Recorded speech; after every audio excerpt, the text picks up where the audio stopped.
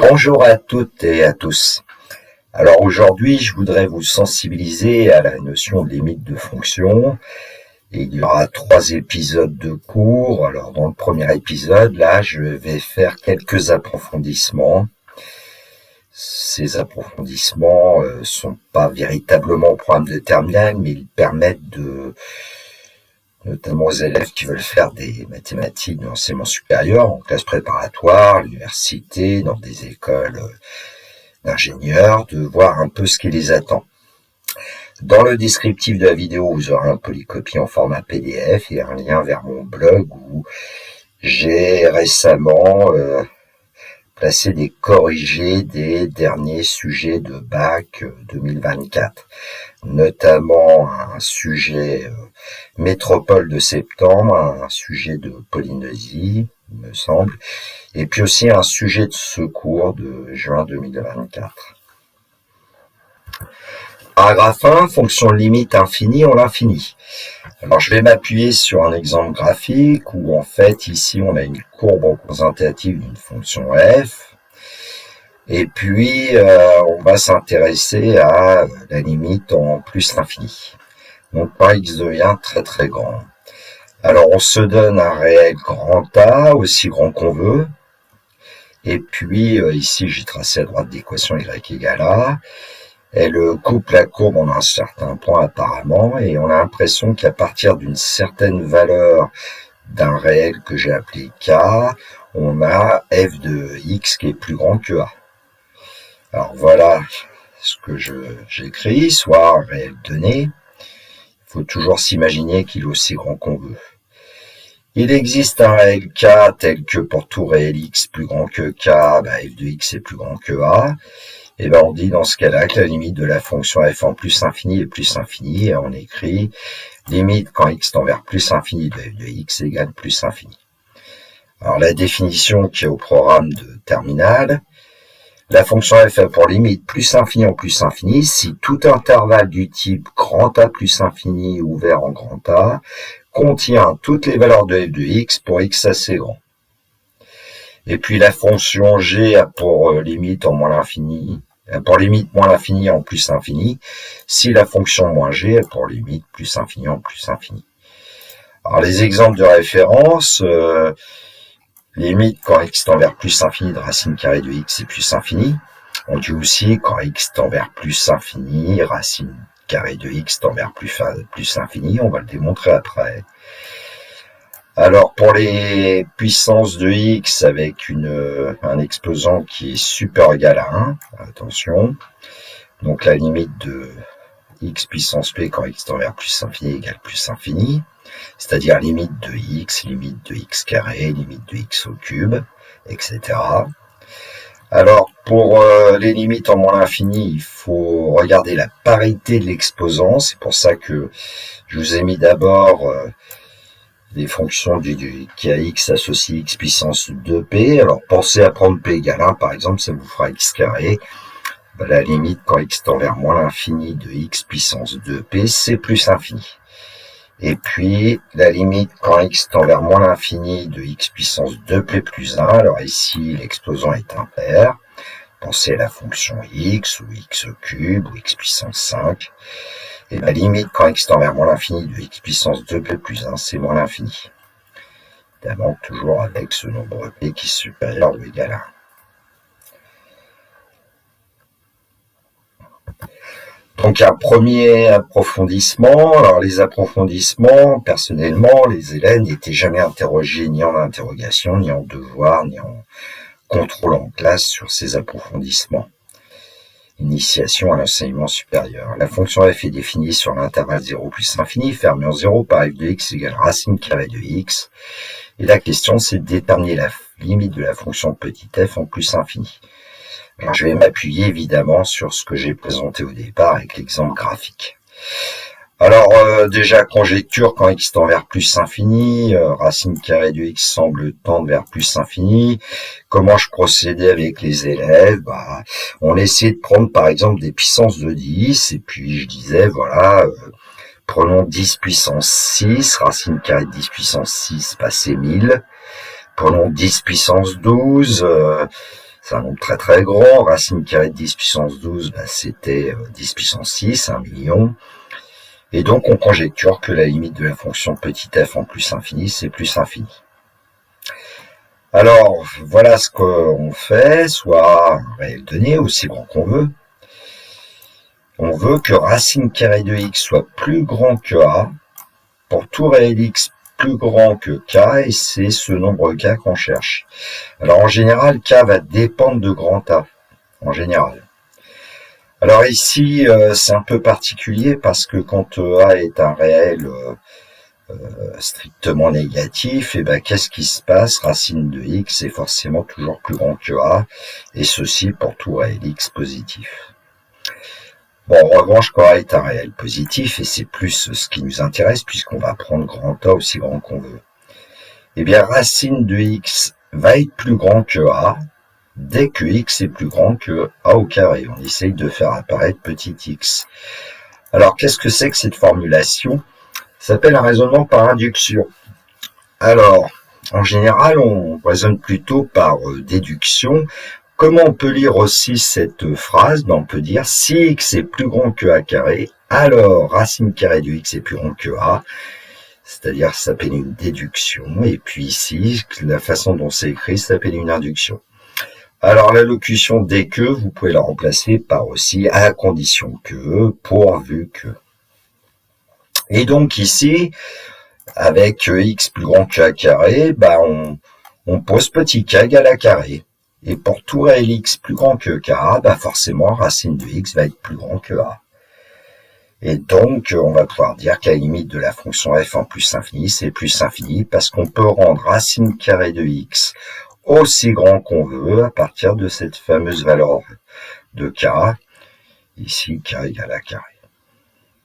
Évidemment, si on prenait k égale a carré plus 1, ça marchera aussi, c'est-à-dire qu'on peut prendre toute valeur plus grande ou égale à a carré, et on aura forcément pour tout réel x plus grand que k, racine de x plus grand que a. Alors un petit dessin pour visualiser, c'est à peu près le même que tout à l'heure, sauf que j'ai un peu colorié en rose, vous voyez la partie de la courbe de f qui est située en dessous de la droite des quotients y égale a, et puis en bleu, la partie de la courbe de f qui est au-dessus de la droite d'équation y égale a, ce qui fait que on sent que quand x tend vers plus infini, racine de x va tendre vers plus infini. Paragraphe 2, fonction limite finie en l'infini. Alors un petit exemple graphique, je trace une courbe représentative d'une certaine fonction f. La droite d'équation y égale L, parce qu'on va considérer que la fonction f a pour limite grand L quand petit x tend vers plus infini. On a pris un intervalle ouvert grand L moins R, grand L plus R, un nombre R strictement positif, qui peut être aussi petit qu'on veut, et puis on voit qu'à partir d'un certain réel k, la courbe de représentative de f, elle est à l'intérieur du tube, du tuyau, L moins R, L plus R. Ce qui fait que, avec cette configuration, on considérera que la limite de la fonction petit f en plus infini, c'est grand L. Donc, soit un réel strictement positif donné, donc il faut penser que R sera aussi petit qu'on veut, il existe un réel k, tel que pour tout réel x plus grand que k, f de x est strictement compris entre L moins R, et L plus R. Dans ce cas-là, on dit que la limite de la fonction petit f en plus infini, c'est grand L. On écrit limite quand x tend vers plus l'infini de f de x égale grand L. Alors la définition qui est au programme de terminale, la fonction petit f a pour limite le réel L en plus infini si tout intervalle ouvert contenant le réel L contient toutes les valeurs de f de x pour x assez grand. Alors dans l'exemple graphique précédent, j'ai pris un intervalle ouvert centré en L. Ça ne change pas grand-chose. Et puis on dira que la fonction f a pour limite le réel L en moins l'infini si tout intervalle ouvert contenant le réel L contient toutes les valeurs de f de x pour moins x assez grand. Moins x assez grand, ça veut dire que En valeur absolue, x est très grand, mais ici, évidemment, avec moins x, sont des valeurs négatives. Bon. Exemple de référence. Alors en fait, on prend quasiment les inverses de ce qu'on a vu tout à l'heure. La limite quand x tend vers plus infini de 1 sur racine carrée de x, ça sera 0. Et puis, pour un entier p supérieur égal à 1, la limite en plus infini de 1 sur x puissance p, bah, ça sera 0. Et la limite, quand x tend vers moins l'infini de 1 sur x puissance p, ça sera aussi 0. À chaque fois ici, on prend 1 divisé par un nombre qui devient très très grand, et donc ça nous donne 0. Alors une petite définition, j'en ai parlé dans une précédente vidéo, c'est la notion d'asymptote. Alors, b est un réel, si la limite quand x tend vers plus l'infini de f de x égale ce nombre b, alors on dit que la droite d'équation y égale b est asymptote à la courbe c de f au voisinage de plus infini ou en plus l'infini. Et même définition, si x tend vers moins l'infini et que du coup f de x tend vers b, alors on dit que la droite d'équation y égale b est asymptote à la courbe c de f en moins l'infini. Cela signifie que la droite se rapproche de la courbe de f. Évidemment ici c'est au voisinage de moins l'infini. Approfondissement numéro 2. La fonction petit f est définie sur 0 plus infini ouvert en 0 par f de x égale 1 sur x carré. Déterminer la limite de la fonction petit f en plus infini. Alors il faut avoir une idée de la limite pour pouvoir utiliser les définitions que je vous ai données. Alors ici, quand x tend vers plus infini, 1 sur x carré semble tendre vers 0. 1 divisé par un nombre qui devient de plus en plus grand tend vers 0. Donc on conjecture que la limite de cette fonction f en plus infini est 0. Et donc qu'est-ce qu'on fait? On se donne un soit R, un réel strictement positif donné, aussi petit qu'on veut, et on veut que 1 sur x carré soit compris entre L moins R et L plus R, et ici grand L vaut 0, donc ça veut dire qu'on veut que moins R plus petit que 1 sur x carré plus petit que R, pour tout réel x plus grand qu'un certain réel k que nous allons chercher, et qui dépend en général évidemment de petit r. Alors il va y avoir une des deux inégalités qui va être automatiquement vérifiée. C'est la première, parce que R est strictement positif, moins R est strictement négatif, et comme 1 sur x carré est strictement positif, forcément, moins R est inférieur strictement à 1 sur x carré. Pour l'autre, en général on décompose en deux, 1 sur x carré est plus petit que R. Alors, qu'est-ce qu'il y a comme condition suffisante pour que ça soit rempli? C'est vrai, dès que x carré supérieur à 1 sur R, on a changé le sens de l'inégalité puisqu'on est passé à l'inverse de deux réels strictement positifs. La fonction inverse est strictement décroissante sur l'intervalle 0 plus infini ouvert en 0. Ensuite, pour obtenir x, il suffit à partir de x carré de prendre la racine carrée, parce que ici x est strictement positif, donc puisqu'on fait tendre x vers plus infini et qu'on dit que l'ensemble de définition c'est 0 plus infini ouvert en 0. Donc la racine carrée de x carré qui en général est égale à la valeur absolue de x, ici c'est x. Et puis la racine carrée de 1 sur r, c'est aussi racine carrée de 1 sur racine de r, donc j'ai écrit 1 sur racine carrée de r. Et donc ça a été fait par passage à la racine carrée. Et la fonction racine carrée est croissante, strictement croissante sur l'intervalle 0 plus infini. Et donc on a notre candidat, on va prendre k égale 1 sur racine carrée de r, on pourrait prendre aussi toute valeur supérieure à 1 sur racine de r, ça marcherait aussi. Et pour tout réel x plus grand que k, on a bien 1 sur x carré qui va être compris entre moins r et r. Et donc, évidemment, quand le nombre R, on va le prendre de plus en plus proche de 0, tout en restant strictement positif, 1 sur x carré va se rapprocher de 0. On en déduit que la limite de la fonction f en plus infini est 0. Un petit dessin, uniquement pour que Vous voyez une situation, ici j'ai pris R égale 0,25.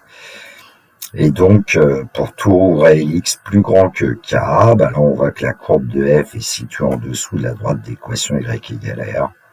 En revanche, avant k, j'ai envie de dire, la courbe de f, elle est située au-dessus de la droite d'équation y égale r. Donc là, on peut dire par exemple que l'axe des abscisses, la droite d'équation y égale 0, est une asymptote à la courbe c de f au voisinage de plus l'infini. Paragraphe 3, fonction de limite infinie en un réel. Alors un petit exemple graphique. Alors ici, j'ai une courbe de f qui est tracée en gris. Et puis, il semblerait que quand on trace la droite d'équation y égale petit a, eh bien la courbe de f se rapproche de cette droite, d'ailleurs que ce soit à gauche ou à droite. Alors il peut arriver que ça soit que d'un côté, soit à gauche, soit à droite, soit les deux. Ici j'ai pris les deux. Et puis évidemment on va se prendre un réel grand A, aussi grand qu'on veut, et puis on trace la droite d'équation y égale grand A ici. Elle coupe la courbe en deux points M et N. Alors j'ai considéré ici que M a pour abscisse à moins R et N a pour abscisse à plus R. Et donc la limite de la fonction f à gauche en A ici, c'est plus l'infini. Et puis donc on écrit par exemple limite quand x tend vers A moins de f de x égale plus infini. Certains écrivent aussi limite quand x tend vers A avec x plus petit que A de f de x égale plus infini. La limite à droite en A ici, c'est plus infini, donc on écrit limite quand x tend vers A plus de f de x égale plus infini. Alors ici, comme la limite à droite est égale à la limite à gauche, on dira que la limite de la fonction petit f en A, c'est plus infini. Bon, en revanche, si on n'a pas la même limite à droite et à gauche, on ne peut pas dire ce que j'ai dit ici. Bon, la définition au programme. La fonction f a pour limite plus infini en un réel A si tout intervalle du type a plus infini ouvert en A contient toutes les valeurs de f de x pour x assez proche de A. Grosso modo, si x tend vers A, f de x tend vers plus l'infini. Alors ici, on ne distingue pas à droite ou à gauche, mais bon. Et puis, on dit que la fonction g a pour limite moins l'infini en un réel A, si la fonction moins g a pour limite plus infini en A. Les exemples de référence. Alors, pour 1 sur racine carrée de x quand x tend vers 0 plus, en fait, on obtient 1 divisé par 0 plus, et donc c'est plus l'infini. Pour x tendant vers 0 avec 1 sur x puissance 2p, dans ce cas-là, puisque la puissance est paire, x puissance 2p tend vers 0 plus, 1 sur 0 plus donnera plus l'infini. Évidemment, attention, p est pris ici comme entier supérieur égal à 1. Même chose pour le cas d'après. Alors là, il faudra distinguer deux cas selon si on se rapproche de 0 par valeur négative. Et 1 sur x puissance 2p plus 1. 2p plus 1, c'est un exposant impair. La limite, ce sera moins l'infini parce qu'on va avoir 1 sur 0 moins. On applique la règle des signes. Et la limite quand x tend vers 0 plus de 1 sur x puissance 2p plus 1, ça sera plus infini car on aura 1 sur 0 plus. Voilà. On a déjà vu ça un petit peu avec la leçon sur les suites. C'est pour ça que je vais assez vite. Ensuite, notion d'asymptote, qui a été vue dans une précédente vidéo. Si la limite quand x tend vers A de f de x égale plus l'infini, alors la droite d'équation x égale A est asymptote à la courbe C de f. Et si la limite quand x tend vers A de f de x égale moins l'infini, alors la droite d'équation x égale A est asymptote à la courbe C de f. Évidemment, à chaque fois, c'est au voisinage de petit a. Alors, c'est le cas du graphique que je vous ai donné. La courbe représentative de f se rapproche de la droite d'équation x égale A, que ce soit à gauche ou à droite ici et vers le haut. Approfondissement 3. Alors j'ai choisi la fonction inverse. La fonction petit f est définie sur 0 plus infini ouvert en 0 par f de x égale 1 sur x. Et on nous demande de déterminer la limite de la fonction petit f en 0 plus. Alors on va déjà la conjecturer. Quand x tend vers 0 plus, on dit, ou alors quand x tend vers 0 avec x plus grand que 0, 1 sur x semble tendre vers plus l'infini. Vous pouvez prendre quelques valeurs numériques pour vous en convaincre. 1 sur 10 puissance moins 6. 10 puissance moins 6, c'est un nombre assez proche de 0. 1 sur 10 puissance moins 6, ça fait 10 puissance 6, 1 million. 1 sur 10 puissance moins 12, ça donne 10 puissance 12.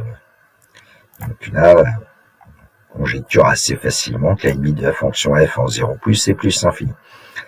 Je signale quand même que la limite de la fonction f en 0 moins sera moins l'infini.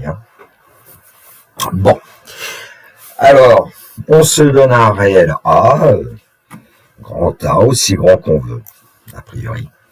Bon, on veut que 1 sur x soit plus grand que A, et en fait, pour tout réel x d'un intervalle 0 petit r, ouvert en 0, ouvert en r, alors ouvert en 0, 1 sur 0, de toute façon, n'existe pas, et puis on cherche petit r. Donc ici, le nombre x, il est pris au voisinage de 0. On nous parle de limite en 0 plus, donc on prend un intervalle proche de 0 par valeur supérieure, j'ai envie de dire.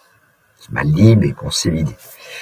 Alors, il y a un cas où c'est évident, c'est quand A est un réel négatif, parce que quand A est un réel négatif, A inférieur ou égal à 0, et puis on sait que 1 sur x est strictement positif, donc forcément, grand A est strictement inférieur à 1 sur x, et donc 1 sur x est plus grand que grand A, évidemment. Donc ce qui nous intéresse, c'est surtout le cas numéro 2, où A est un réel strictement positif qu'on prendra aussi grand qu'on veut.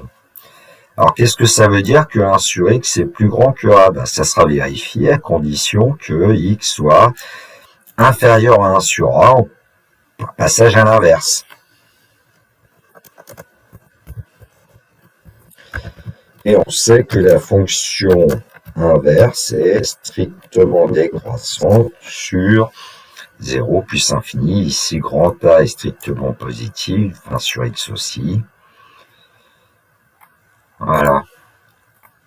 Et donc, en fait, en posant petit r égale 1 sur grand A, eh bien, on aura bien, pour tout réel x de l'intervalle 0r, ça veut dire que x est plus petit que r, c'est-à-dire x est plus petit que 1 sur a, et dans ce cas-là, 1 sur x est bien plus grand que a.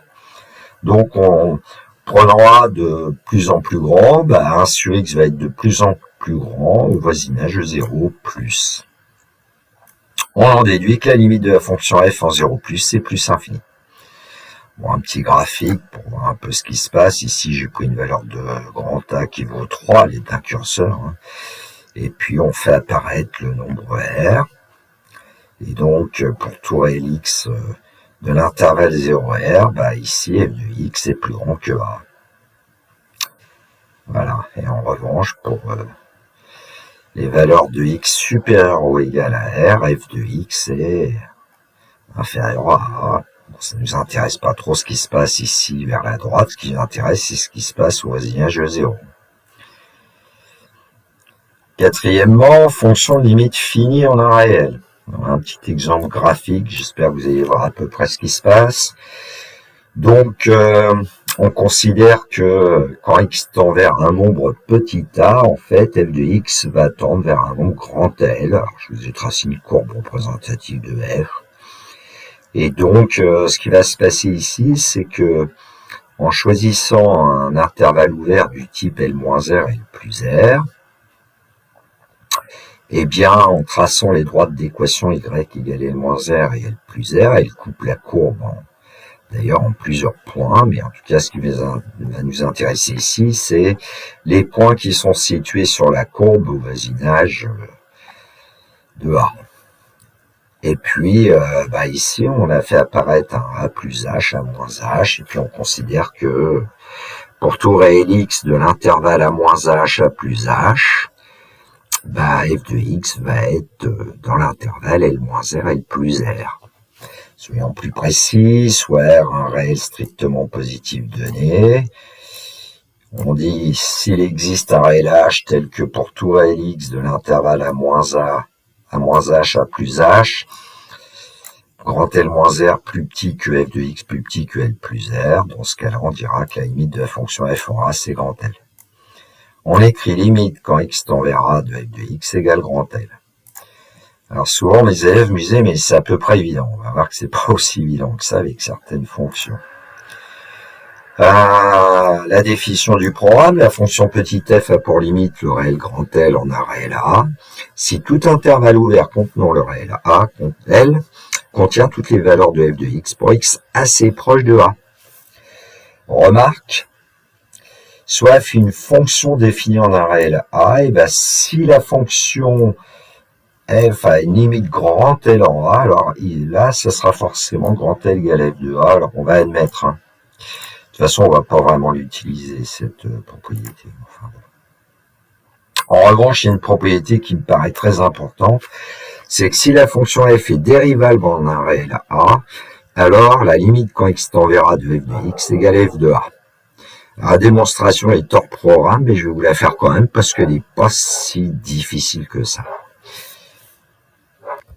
Donc on suppose que la fonction f est dérivable en un réel A, et donc j'ai envie de vous dire, ce qui est important quand on cherche ce genre de démonstration, c'est de se dire qu'est-ce que ça veut dire que f est dérivable en A. Eh bien, par exemple, on peut dire que la limite quand x tend vers A de f de x moins f de A sur x moins A, c'est f' de A. Alors, j'en avais parlé au cours d'une vidéo sur la dérivabilité, mais ce que vous avez vu en classe de première, c'est plutôt la limite quand h tend vers 0 de f de A plus h moins f de A sur h, qui vaut f' de A, mais en fait, c'est la même chose, hein, c'est le taux de variation ici. Et donc, à partir de cette expression, on se dit, tiens, on pourrait peut-être faire apparaître f de x moins f de A sur x moins A dans une égalité. Alors, je vais partir de la droite pour que vous compreniez l'égalité que j'ai écrite ici. Si on multiplie par x moins A, ben on fait en sorte que, du coup, on va obtenir f de x moins f de A pour le produit de ces deux facteurs. Donc, en ayant f de x moins f de A, en ajoutant f de A, on tombe forcément sur f de x. Bon, donc pour tout réel x assez proche de A, mais x différent de A ici, puisqu'on divise par x moins 1, on va pas le droit de diviser par 0, A moins 1, ça vaut 0. On a f de x égale f de A plus x moins 1, facteur de f de x moins f de A sur x moins 1. Et donc, si on cherche à la limite du premier facteur dans le produit qu'on a fait apparaître à droite, bah, la limite de x moins a quand x tend vers a, c'est 0. Et puis, on sait que la limite du deuxième facteur, f de x moins f de a sur x moins a quand x tend vers a, c'est f' de a. Évidemment, j'anticipe un peu, mais de toute façon, les opérations sur limite, on va les admettre comme on l'a fait pour limite de suite. Bah, le produit des deux, ça sera 0 fois f' de a, donc ça sera 0. Et donc, il va nous rester que f de a, et donc on a la limite de f de x quand x tend vers a égale f de a. Bien. Alors, on a un petit souci avec, par exemple, la fonction racine carrée, parce que la fonction racine carrée, elle est dérivable sur l'intervalle 0 plus infini ouvert en 0, mais elle n'est pas dérivable en 0. Alors, ce serait bien d'aller voir quelle est la limite de la fonction racine carrée de x quand x tend vers 0, c'est l'approfondissement 4. Donc, on considère la fonction petit f définie sur l'intervalle 0 plus infini fermé en 0 par f de x égale racine de x. Et puis, on demande de déterminer la limite de la fonction f en 0 plus, en fait, ici. Hein. Alors, parfois, on dit en 0 parce que ici, on ne peut faire tant d'x que vers 0 plus. Et voilà. Alors, déjà, conjecturer la limite, quand x tend vers 0 plus, en général, c'est assez, ça paraît naturel que racine carrée de x semble tendre vers 0. Bon. Vous pouvez toujours prendre des valeurs de x qui se rapprochent de 0 sous forme de puissance de 10. Hein. Par exemple, racine de 10 puissance moins 6, ça fait 10 puissance moins 3. Racine de 10 puissance moins 12, ça donne 10 puissance moins 6. Donc, on conjecture que la limite de la fonction f en 0 plus, c'est 0.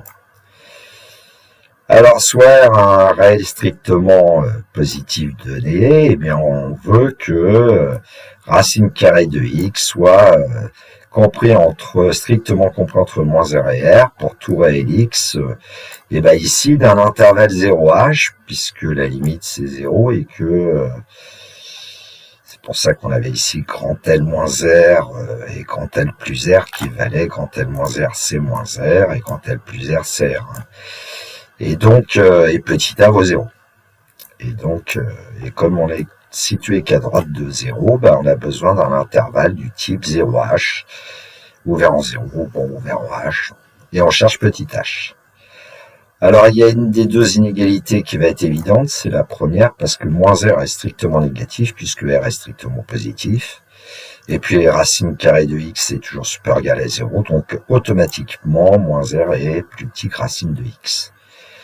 Pour l'autre inégalité, racine de X plus petit que R, à quelles conditions est-ce que c'est vérifié? En passant au carré, c'est dès que X est inférieur strictement à R au carré, les deux nombres qui interviennent sont positifs ici, et on sait que la fonction carré est strictement croissante sur 0 plus infini. Donc j'ai ajouté l'explication par passage au carré de réel strictement positif, et donc le candidat H, on va prendre R au carré. On pourrait prendre toute valeur de H, de H qui serait plus petite que R carré, ça marcherait aussi. Pour tout réel X de l'intervalle 0H, ici, racine carrée de X est plus petit que R, et on savait que racine carrée de X était aussi plus grand que moins R, donc on peut dire que pour tout réel X de l'intervalle 0H, racine carrée de X est strictement compris entre moins R et R, ce qui fait que quand le nombre R qui est strictement positif va se rapprocher de 0, et racine de X automatiquement va se rapprocher de 0, et donc on va pouvoir dire que la limite de la fonction f en 0 plus c'est 0. Bon, un petit dessin, ici grand L vaut 0 sur le dessin, et puis le point A c'est l'origine en fait du repère, d'abscisse 0, petit h, bon, voilà. Un premier exercice, alors je vais vous proposer une fonction f qui va être définie sur un ensemble que j'ai appelé grand D, qui est la réunion de deux intervalles. Alors l'intervalle 0, 1, fermé en 0, ouvert en 1, union 1 plus l'infini, ouvert en 1, par f de x égale racine carrée de x moins 1 sur x moins 1. Alors, on voit bien qu'ici, il y a des conditions, x doit être positif à cause de la racine carrée de x, et puis il y a un dénominateur, x moins 1 ne peut pas être égal à 0, donc x doit être différent de 1, d'où l'ensemble de définitions qui est donné. Et puis la question, c'est de déterminer la limite de la fonction petit f en 1. Alors là, je vais aller chercher le logiciel GeoGebra pour qu'on voit un peu ce qui se passe. Donc à l'écran, vous devriez voir une figure réalisée avec GeoGebra où j'ai tracé la courbe représentative de la fonction f. Ici, f de x égale racine de x moins 1 sur x moins 1. Il n'y a pas de triche.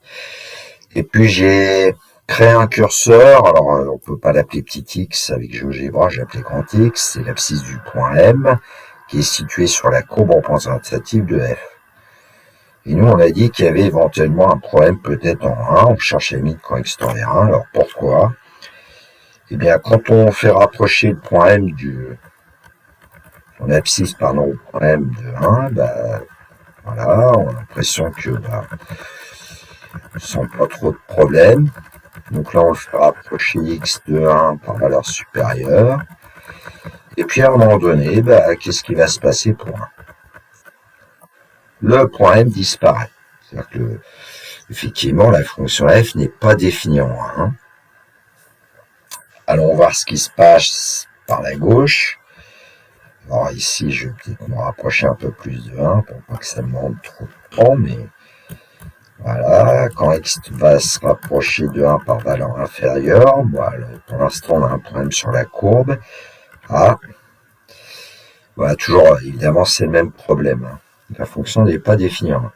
Malgré tout, on a l'impression quand même qu'il y a qu'il n'y a pas de rupture là pour la courbe de f en 1. Alors si on fait apparaître ce point, je vais l'appeler A égale Alors, je ne vais pas pouvoir dire que c'est 1 f de 1, puisque f de 1 n'existe pas, mais on conjecture que c'est 0,5 l'ordonnée. Alors, comment est-ce qu'on peut conjecturer que l'ordonnée c'est 0,5? Eh bien, je me suis planté, c'est 1, 6. Donc voilà mon point A.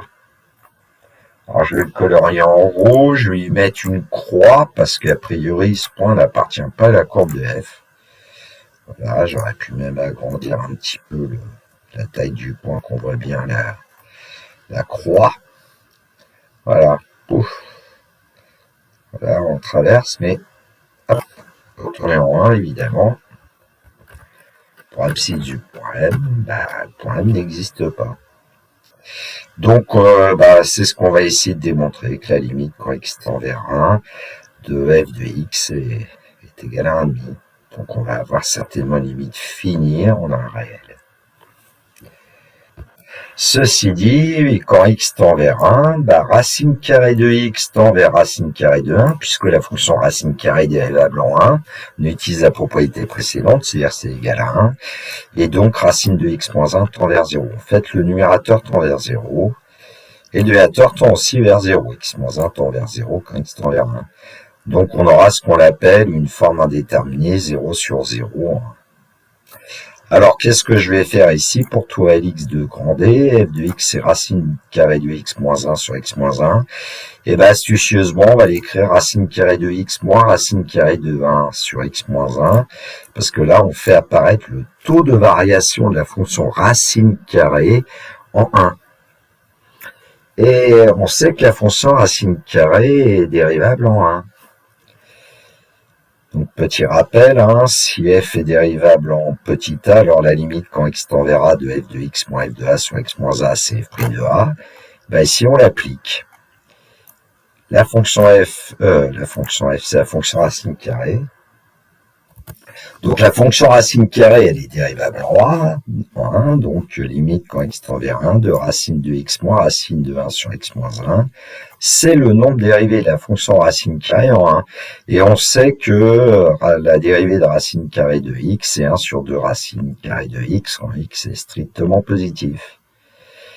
Et puis 1 sur 2 racine de 1, ça nous donne bien un demi, ce qu'on avait conjecturé tout à l'heure avec GeoGebra. Et donc, la limite, quand x tend vers 1, du taux de variation racine de x moins racine de 1 sur x moins 1, c'est 1,5. Donc, la limite, quand x tend vers 1, de f de x, c'est 1,5. Donc, on a bien obtenu ici une limite finie en un réel. Voilà. Alors, il y a une autre façon de procéder pour démontrer que la limite de f de x, quand x tend vers 1, c'est 1,5. Je le ferai dans l'épisode 2. Donc le schéma ici, c'est parce que j'ai essayé de faire apparaître un petit peu le fameux rectangle vert de tout à l'heure. Bon, alors attention, parce que ici à moins h, à plus h, ça marche pas tout à fait, c'est pas le même h. J'ai modifié la figure pour que ça ressemble plus à ce que je vous ai fait voir sur GeoGebra. Avant d'aborder l'exercice 2, je vais vous parler de parties entières d'un réel. Alors, ce sont peut-être des rappels pour certains, peut-être pas pour d'autres. Pour tout réel x, il existe un seul entier relatif k tel que k inférieur égal à x strictement inférieur à k plus 1. On dit aussi que k est le plus grand entier relatif inférieur égal à x. Dans ce cas-là, on dit que k est la partie entière du réel x et on note petit k égale ici ENT de x. Alors en fait, c'est pas une convention internationale. Ce que j'ai pris ici, c'est la notation d'un tableur. Et puis on peut remarquer que le réel x est un entier, c'est seulement si partie entière de x égale x. Ça peut servir cette propriété quand on utilise parfois des programmes.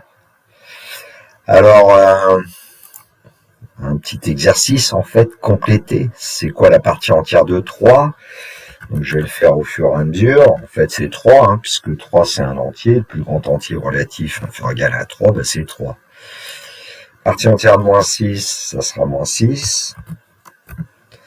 La partie entière de 1,4, c'est 1.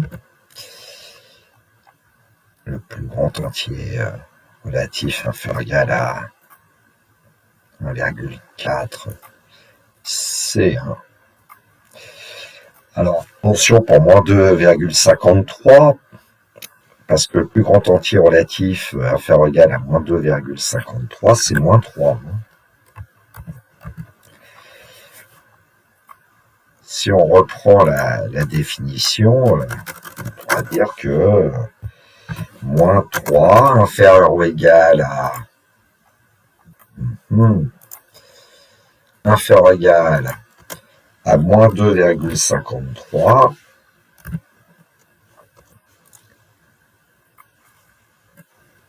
strictement inférieur à moins 2. Donc c'est bien moins 3, la partie entière de moins 2,53. Un tiers est compris entre 0 et 1, sa partie entière c'est 0. Alors moins 7 sixièmes, attention, c'est un nombre qui est compris entre moins 2 et moins 1, donc le plus grand entier relatif inférieur ou égal à moins 7 sixièmes, c'est moins 2. Partie entière de racine carrée de 2, racine carrée de 2, on sait qu'il est compris entre 1 et 2, donc ça nous donne 1, et la partie entière de pi, on sait que pi c'est environ 3,14, on obtient 3. Alors la courbe représentative de la fonction de partie entière, si vous utilisez le logiciel GeoGebra, il faudra écrire floor de x pour la partie entière de x. Et d'ailleurs, parfois on voit apparaître une notation entre crochets aussi pour x. Alors voilà, c'est un joli escalier. Alors pourquoi vous voyez des points bleus? Parce que les points bleus appartiennent à la courbe représentative de la fonction de partie entière. Partie entière de 1, c'est 1. En revanche, les points symbolisés par des croix rouges n'appartiennent pas à cette courbe représentative. GeoGebra n'émet pas les points bleus et les croix rouges, c'est moi qui les ai indiqués. Alors tout ça pour vous montrer que parfois il y a des fonctions dont la courbe représentative comporte ce qu'on appelle des points de discontinuité, c'est-à-dire des points de rupture. Quand on part de 0 et qu'on va vers 1, on suit l'axe abscisse, mais d'un seul coup, pour décrochage, on va aller chercher le point de coordonnées 1 à 1, on va suivre un chemin horizontal pour aller vers 2, et en 2, on l'atteint pas, en fait, décrochage, etc. Avec GeoGebra, une figure un peu dynamique, j'ai sélectionné un point M qui est situé sur la courbe, et puis on va l'animer. Là, je pense que vous voyez mieux les ruptures.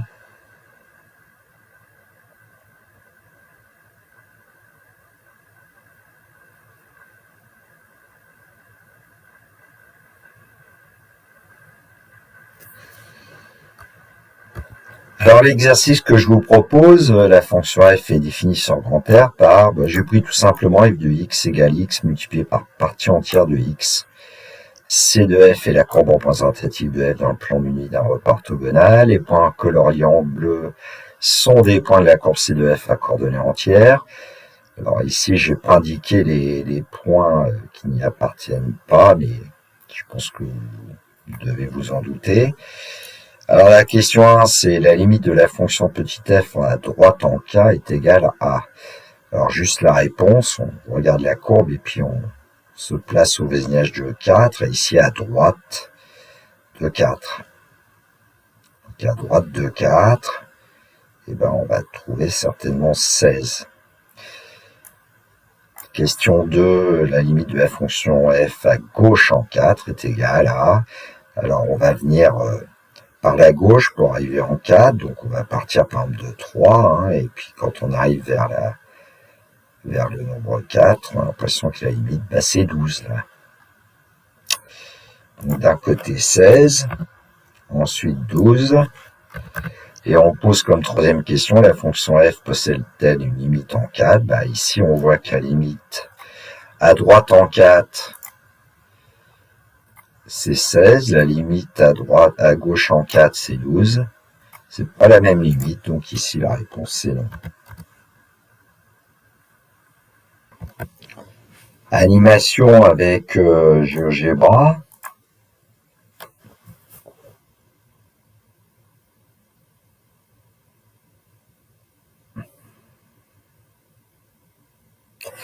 Donc on va faire rapprocher x de 4. Alors vous avez les valeurs ici pour x égale 4,2, y égale 16,8. Donc en sélectionnant le curseur, on va faire rapprocher x de 4. On va voir qu'on atteint même la valeur ici. X égale 4, y égale 16. Donc la limite à droite en cas de la fonction c'est 16. Et puis on va partir de 3 quasiment, voilà. Et puis en se rapprochant évidemment de 4 par valeur inférieure à 4, on va voir que le y va se rapprocher de 12. Bon, on pourrait justifier tout ça. Je ne vais pas le faire, la vidéo est assez longue.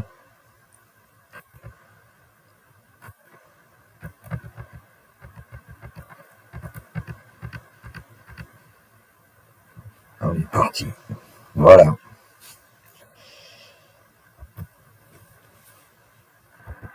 Voilà, cette vidéo est terminée pour moi. Il me reste à vous souhaiter une très belle journée. Surtout, prenez bien soin de vous. Que la force soit avec tous les étudiants. Il me reste à vous dire le classique. Au revoir.